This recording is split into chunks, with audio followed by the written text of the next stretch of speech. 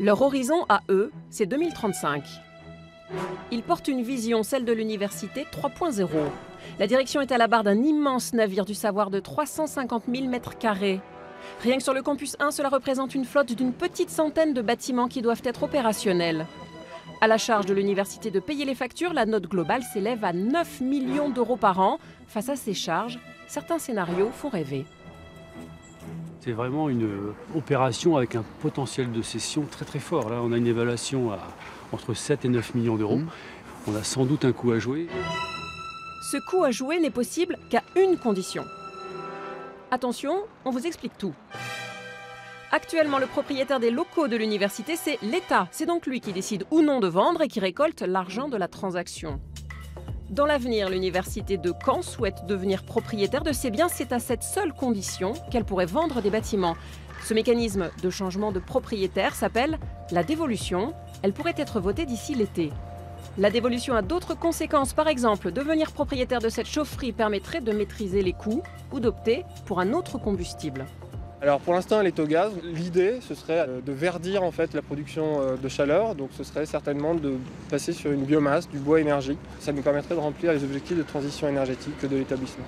En cas de vente ou de mise en location de locaux, le campus de demain changerait de visage. C'est aussi l'occasion de renforcer les offres de services sur le site. Coiffeurs, médecins spécialistes et autres professionnels pourraient être conviés. Eh bien, l'idée, c'est de réunir tous ces services dans le bâtiment B.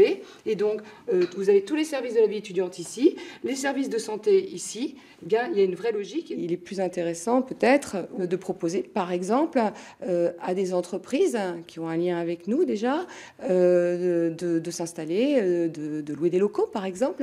Donc, c'est vraiment dans cette stratégie-là que ça s'inscrit de s'intégrer mieux et d'intégrer le monde socio-économique à l'université. Vendre des bâtiments, en louer d'autres, cela appelle aussi à rationaliser l'espace. Alors certains campus pourraient disparaître. La tendance est au rassemblement et surtout concentrée sur le campus 1, le campus historique, et le campus 2, Plateau Nord, et bien sûr le campus santé, campus 5. Donc l'idée est bien de densifier ces campus, de mieux les équiper et ainsi de proposer évidemment aux étudiants une vie de campus animée et aussi en même temps de mieux exploiter nos locaux. Pour élaborer ce campus idéal, lieu de vie véritable des étudiants, leur voix semble avoir trouvé un écho. On voit souvent des personnes manger par exemple dans les marches et on trouve ça dommage. Donc on sent que l'université c'est aussi un lieu où on peut se retrouver et se poser.